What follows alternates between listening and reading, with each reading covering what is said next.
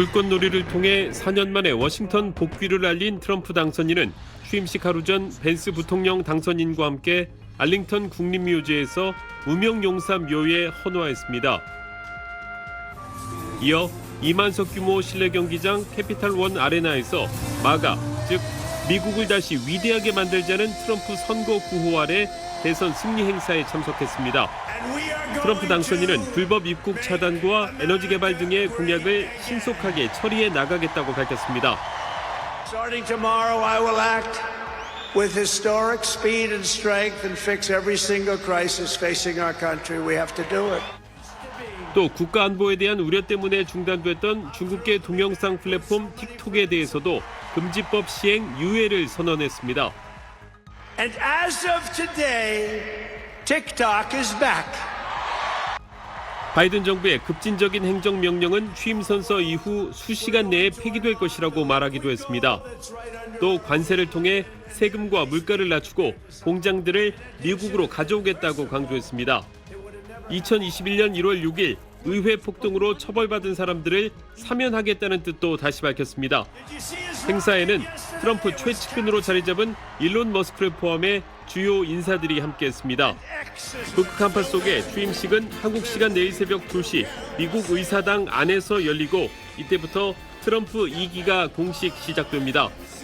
취임식을 앞두고 지지자들이 몰려들고 있는 가운데 워싱턴 주변에선 트럼프 반대 시위도 열리고 있습니다. 워싱턴에서 SBS 김용태입니다. 트럼프 미국 대통령의 취임을 앞두고 세계 경제가 트럼프의 정책 행보에 촉각을 곤두세우고 있을 텐데 아무래도 가장 신경 쓰이는 부분은 관세겠죠? 네, 취임 첫날부터 어떤 행정명령을 쏟아낼지 전 세계가 주목하고 있는데요. 네. AP통신은 첫날 발효할 행정명령이 100건을 육박한다면서 충격과 공포를 불러일으킬 것이라고 전망했습니다. 트럼프는 선거 유세 기간 동안 줄곧 모든 수입품에 10에서 20% 보편 관세를 부과하고 중국에 최대 60% 관세를 물리겠다고 했었죠. 지난해 11월 25일 SNS에서는 취임 당일에 중국의 추가 관세에 더해 10% 관세를 더 부과하고 멕시코, 캐나다에는 각 25%의 관세를 부과하겠다고 명시적으로 밝혔습니다. 또 지난 14일 SNS에서 취임 첫날 외국으로부터 관세를 거둘 별도의 정부기관인 대외수입청을 설립할 거라고도 했습니다. 보편 관세에 대해서도 최근 미 재무장관 후보자는 일단 보편 관세 부과는 하겠다 이렇게 다시 한번 기정사실화했었죠. 그러면서 마약이나 달러화 패권, 국방 등 다양한 분야의 협상 카드로 관세를 활용하겠다며 관세 정책의 구체적인 실행 방안을 밝히기도 했습니다.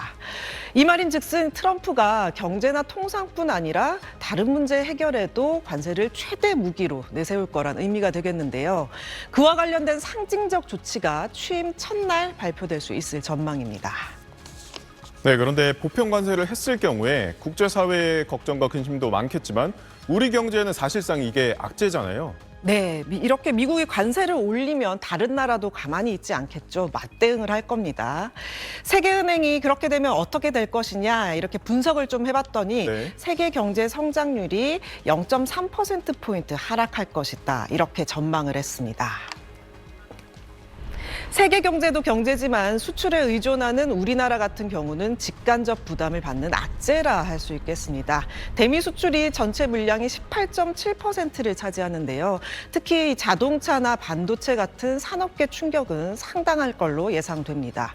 정부는 올해 이 수출 증가율을 두고는 1.5%를 내다보고 있고요. 한국개발연구원이나 무역협회는 1.8%, 한국은행은 1.3%, 산업연구원은 가장 높은 2.2%, 금융연구원은 가장 낮은 0.4%를 예상하고 있습니다. 그리고 이 중국에 고관세를 부과할 경우 중국산 공산품이 한국을 포함한 제3국으로 판로를 틀게 되면 한국 제조업이 그만큼 어렵게 되는데요. 실제 이 대외경제정책연구원은 보편 관세 20%와 대중국 관세 60%를 부과할 경우 우리나라 수출액은 최대 448억 달러, 약 65조 원 감소할 것으로 전망하고 있습니다. 네, 앞으로 우리 환율과 물가도 좀 걱정인데 어떻게 될 것 같습니까? 네, 그렇습니다. 근데 이미 환율 문제는 지금 당장 직면해 있죠. 네. 일단 11월 6일 트럼프 당선 이후에 환율이 오름세를 보이다가 계엄 이후에 치고 올라가서 지금은 1,400원 후반대까지 폭등을 한 상태입니다. 우리 경기가 안 좋은 상황인데도 불구하고 한국은행이 지난 16일 환율을 방어하기 위해서 기준금리를 3%로 동결한 상황입니다. 만약 우리가 이 기준금리를 더 낮추게 되면 미국 그 기준금리와 차이가 더 나게 돼서 자본이 미국으로 더 빠져나가게 되고 강달러 현상으로 고환율이 계속되면 수입 물가를 올려서 결국 소비자 물가에도 압력을 주기 때문입니다. 환율이 1,470원대에서 유지가 되면 올해 소비자 물가 상승률이 원래 예측했던 1.9%보다 0.15%포인트 올라서 2.05%가 되는데요. 여기에 국제 유가까지 같이 올라가면 임팩트가 더 커질 수 있습니다. 기준금리를 동결하긴 했지만 지금도 경기 상당히 안 좋습니다. 한은금융통화위원회 의결문에는 앞으로 수출 증가세가 둔화하고 소비심리 위축으로 내수 회복세가 예상보다 더딜 것이라며 올해 성장률이 작년 전망치를 하회할 가능성이 크다 이렇게 진단했습니다.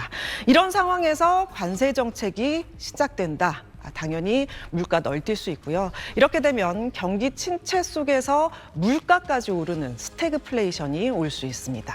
네, 우리 정부의 발빠른 대응이 필요한 시점으로 보이네요. 트럼프 당선인은 지난 17일 소셜미디어에 나의 공식적인 트럼프 밈이 왔다며 홍보에 나섰습니다. 코인에는 지난해 7월 유세 도중에 피격된 뒤에 한쪽 팔을 치켜둔 이런 모습이 담겨 있죠.